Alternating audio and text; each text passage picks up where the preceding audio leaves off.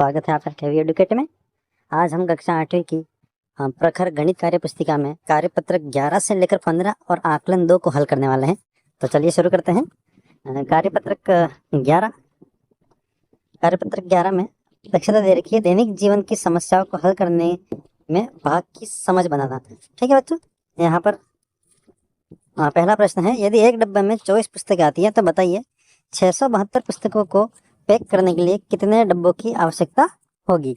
यहाँ पर उत्तर के लिए हम करेंगे, यदि एक डब्बे में 24 पुस्तकें आती हैं तो 672 पुस्तकों के लिए हम 672 में 24 का भाग देंगे, तो यहाँ पर हमको उत्तर प्राप्त होने वाला बच्चों 28 डब्बों की आवश्यकता होगी। अब बढ़ते हैं प्रश्न नंबर 2 की तरफ। 968 लोग एक हॉल में फिल्म देख रहे हैं। यदि एक हॉल में कुर्सियों की 44 कतारें हैं तो बताइए प्रत्येक कतार में कितने लोग बैठेंगे। तो इसके लिए भी यहाँ पर हमें 968 में 44 का भाग देना है, तो हमें उत्तर प्राप्त हो जाएगा। तो यहाँ पर उत्तर प्राप्त होगा कि प्रत्येक कतार में 22 लोग बैठेंगे। अब बढ़ते हैं प्रश्न नंबर 3 की तरफ। प्रश्न नंबर 3 है, खेल दिवस पर 350 विद्यार्थियों को विद्यालय में खेल मैदान में बराबर की संख्या में 14 पंक्तियों में खड़ा किया गया, तो बताइए प्रत्येक पंक्ति में कितने विद्यार्थी थे। तो जब विद्यार्थी 350 हैं और पंक्तियों की संख्या 14 है तो 350 में 14 का भाग देंगे तो उत्तर प्राप्त होगा प्रत्येक पंक्ति में 25 विद्यार्थी हैं। ठीक है बच्चों, अब बढ़ते हैं हम प्रश्न नंबर 4 की तरफ। प्रश्न नंबर 4 है, मनप्रीत को घर बनाने के लिए 450 सीमेंट की बोरियों की आवश्यकता है। यदि एक मालवाहक टेम्पो एक बार में 15 बोरियां लाता है तो बताइए बोरियां ढोने के लिए एक मालवाहक टेम्पो को कितने चक्कर करने पड़ेंगे। तो एक चक्कर में अगर टेम्पो 15 बोरियां लाता है तो यहाँ पर भी हम 450 में 15 का भाग देंगे, तो उत्तर प्राप्त होगा एक मालवाहक टेम्पो को कुल 30 चक्कर लगाने पड़ेंगे। अगला है प्रश्न नंबर 5। एक माली ने 548 सेब के पेड़ खरीदे।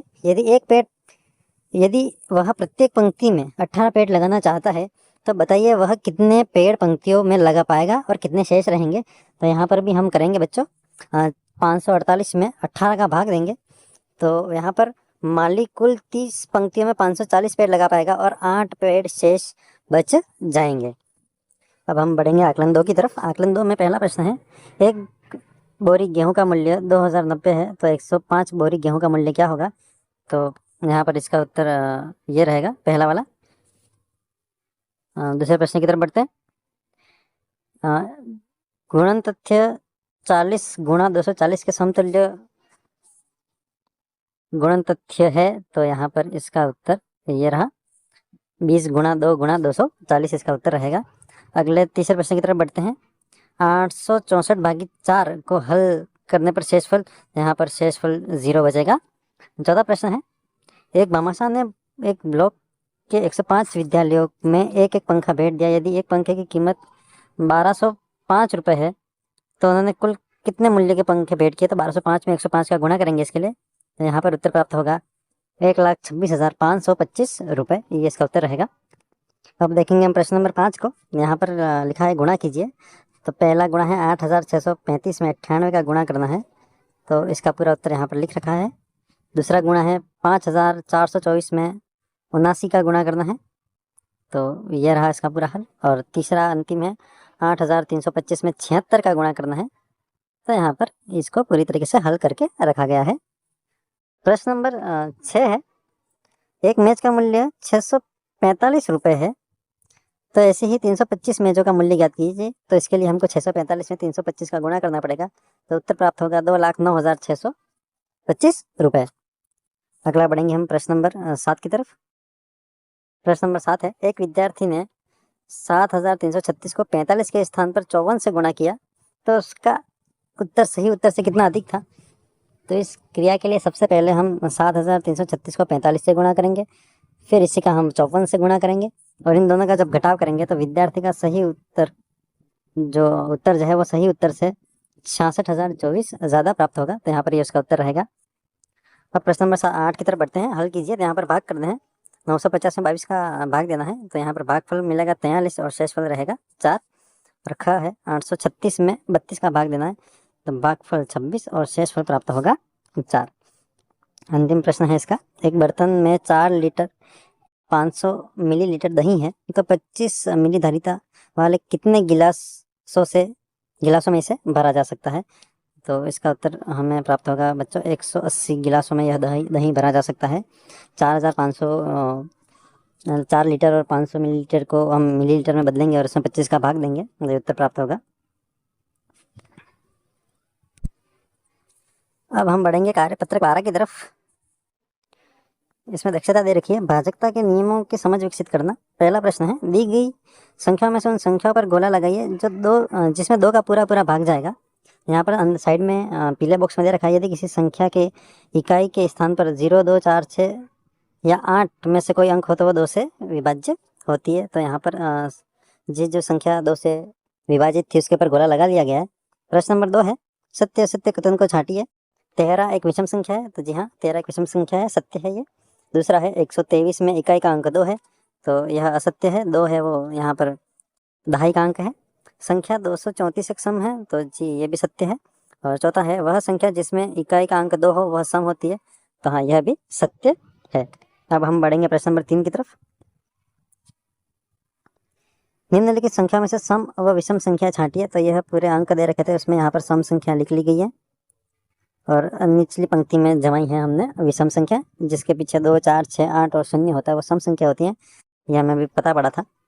चौथा प्रश्न है निम्नलिखित संख्याओं में से सम संख्या पर गोले व विषम संख्या पर चौकोर का निशान लगाइए।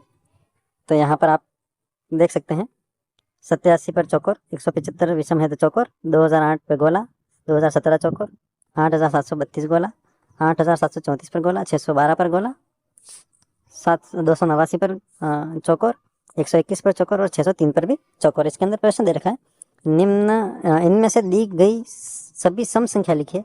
तो यहाँ पर ये सभी यहाँ पर सम संख्या है। दूसरा है दी गई संख्याओं में से सबसे छोटी सम संख्या। तो यहाँ पर सबसे छोटी सम संख्या 612 है। तीसरा है दी गई विषम संख्या में सबसे बड़ी। तो सबसे बड़ी यहाँ पर विषम संख्या यहाँ पर सबसे बड़ी विषम संख्या है 2017। ठीक है 2017 सबसे बड़ी विषम संख्या है। ये चौथे प्रश्न की तरफ बढ़ते हैं। चौथा प्रश्न है संख्या 121 सम है या विषम संख्या है। तो यहाँ पर 121 विषम संख्या है, ये इसका सही उत्तर रहेगा। अब हम बढ़ेंगे कार्यपत्रक 13 की तरफ। कार्यपत्रक 13 में दक्षता दे रखी है भाजकता के नियम की समझ विकसित कर पाना, जिसके अंदर पहला प्रश्न है नीचे दी गई संख्याओं में उन संख्याओं पर गोला लगाइए जिनमें 5 का पूरा भाग जाता है। तो 5 का भाग जाने के लिए संख्या के इकाई में 5 और 0 ये 2 अंक होने चाहिए। तो यहाँ पर 25, 30, 35, 45, 50, 75, 95, 70, 55 और 90 ये अंक हैं जिसमें 5 का भाग पूरा जाएगा। अगला प्रश्न है नीचे दिए गए रिक्त स्थानों में एक ऐसा अंक लिखें ताकि संख्या 10 से विभाजित हो जाए। तो इसका भी नियम यही कहता है किसी संख्या के इकाई में 0 हो तो वो संख्या 10 से विभाजित होगी। तो यहाँ पर भी इकाई में 0, यहाँ पर 0, 5 और यहाँ पर भी 5 लिख लिया। उनकी जगह पर कुछ और भी संख्या लिख सकते थे लेकिन यहाँ पर हमने 5 और 5 अंतिम वाले 2 में लिखा है। प्रश्न नंबर 3 दी गई संख्याओं के गुणनखंड एवं गुणनखंडों की संख्या लिखिए। तो पहले 3 में देखिए 1 का गुणनखंड 1 ही होता है, 2 का गुणनखंड 1 और 2 होता है, संख्या होगी 2। 3 के गुणनखंड होते हैं 1 और 3, वो संख्या हो गई 2। 4 के गुणनखंड होते हैं 1, 2 और 4, इनकी संख्या हो गई 3। 5 के गुणनखंड है 1 और 5, संख्या हो गई 2। 6 के गुणनखंड है 1, 2, 3 और 6, संख्या हो गई 4। 7 के गुणनखंड है 1 और 7, संख्या होगी इनकी 2। 8 के गुणनखंड है 1, 2, 4 और 8 और संख्या हो गई इनकी 4। इसी प्रकार से यहाँ पर 16 तक की संख्याओं के गुणनखंड और गुणनखंडों की संख्या यहाँ पर लिख रखी है। अब हम बढ़ेंगे प्रश्न नंबर 4 की तरफ। प्रश्न नंबर 4 भाज्य संख्याओं पर गोल घेरा लगाइए। तो यहाँ पर 2 के ऊपर गोला नहीं लगाना है, ये 2 वाला गलत है। ये 2 भाज्य संख्या नहीं है, 2 एक अभाज्य संख्या है। बाकी यहाँ पर जितनी भी संख्या हैं उनके पर गोला सही से लगाया गया है। ये जो 2 अंक है 2 वाला गोला नहीं लगेगा, ये ध्यान रखिए। ठीक, प्रश्न नंबर 5 की तरफ बढ़ते हैं। नीचे लिखी संख्याएं किस किस संख्या से भाज्य हैं। तो 10 जो है वो 1, 2, 5 और 10 से भाज्य है। 16 है वो 1, 2, 4, 8 और 16 से भाज्य है। 15 1 3 5 और 15 से भाज्य है, और 25 1 5 और 25 से भाज्य है। अब हम बढ़ेंगे कार्यपत्रक 14 की तरफ। कार्यपत्रक 14 में पहला दक्षता दे रखी है संख्याओं के गुणज की समझ विकसित कर पाना, जिसमें पहला प्रश्न है निम्नलिखित संख्याओं के चार चार गुणज लिखिए। गुणज को सामान्य भाषा में बोलूँ तो कहेंगे अपन पहाड़ा। ठीक है, तो 2 के गुणज लिखने हैं, तो 2 4 6 और 8 इसके 4 गुणज होंगे क्रमशः। 9 के गुणज है 9 18 27 36। 11 के गुणज हैं 11 22 33 और 44, और 14 के गुणज हैं 14 28 42 और 56। दूसरा प्रश्न है दी गई संख्याओं के गुणज पर गोला मारिए। यहाँ पर 5 का गुणज है 15, 8 का गुणज है स्वयं 8, 12 का गुणज होगा 24 और 16 का गुणज होगा 16। प्रश्न नंबर 3 है निम्नलिखित संख्याओं के गुणनखंड लिखिए। तो 3 का गुणनखंड है 1 और 3। 12 का गुणनखंड है 1 2 4 6 और 12। 18 के गुणनखंड है 1 3 6 9 और 18। 30 के गुणनखंड है 1 2 3 5 6 10 15 30। 42 के गुणनखंड है 1 2 3 4 6 7 14 28 और माफ़ कीजिएगा यहाँ पर 28 नहीं रहेगा, ये गलत आया है, 28 नहीं रहेगा। 8 के गुणनखंड है 1 2 4 8। 16 के हैं 1 2 4 8 16। 25 के हैं 1 5 25। 35 के हैं 1 5 7 35 और 64 के रहेंगे 1 2 4 8 16 रहेगा, 32 रहेगा और 64 यहाँ पर आएगा। 16 32 और 64 यहाँ पर आएंगे, ये हमें ध्यान रखना है। प्रश्न नंबर 4 है संख्या 2 और 10 के समान छोटा समान गुणज ज्ञात कीजिए। 2 के गुणज यहाँ पर लिखे हैं, उसके नीचे आएंगे 10 के गुणज, अतः 2 और 10 का सबसे छोटा गुणज होगा 10, जो इन दोनों के पहाड़े में सबसे नजदीकी तौर पर आ रहा है। अगला प्रश्न है संख्या 3 5 और 15 का सबसे छोटा समान गुणज, तो इनका सबसे छोटा समान गुणज रहेगा 15। छठा प्रश्न है संख्या 20 40 और 60 के सबसे छोटे समान गुणज ज्ञात कीजिए। तो 20 40 60 का सबसे छोटा समान गुणज होगा 120। अब हम बढ़ेंगे कार्यपत्रक 15 की तरफ। कार्यपत्रक 15 में दक्षता दे रखी है संख्याओं के गुणनखंड की समझ विकसित कर पाना। तो यहाँ पर 1 और 28 का गुणा करेंगे तो 28 आएगा। अगले में है 14 7 और उसके नीचे आएगा 4। इस प्रकार से यहाँ पर जो सभी संख्या रिक्त स्थान छोड़े गए थे उनके बॉक्स में संख्या लिख दी गई है। प्रश्न नंबर 2, यहाँ पर पिरामिड बन रहा है। 3 का और 3 का गुणा करने पर यहाँ पर आया 9, 3 और 1 का गुणा करने पर आया 3, और 9 और 3 का गुणा करने पर आया यहाँ पर 27। अगले प्रश्न में दे रखा है यहाँ पर 32। तो 32 किस प्रकार के गुणनखंड करने हैं, तो गुणनखंड करेंगे 8 और 4। 8 चौके 32 होता है। अब 8 के गुणनखंड करेंगे वो होंगे 2 और 4, और यहाँ पर 4 के गुणनखंड होंगे 2 और 2। अगले में दे रखा है यहाँ पर 72। तो 72 के गुणनखंड होंगे 9 और 8, 9 8 72, और 9 का गुणनखंड करेंगे अपन 3 और 3, और 8 का गुणनखंड होगा 4 और 2। अगला प्रश्न है निम्नलिखित संख्या के गुणनखंड अभाज्य गुणनखंड ज्ञात कीजिए। तो यहाँ पर एक प्रश्न सॉल्व करके दे रखा है पहला, इनके अभाज्य गुणनखंड लगभग आपको आते ही होंगे।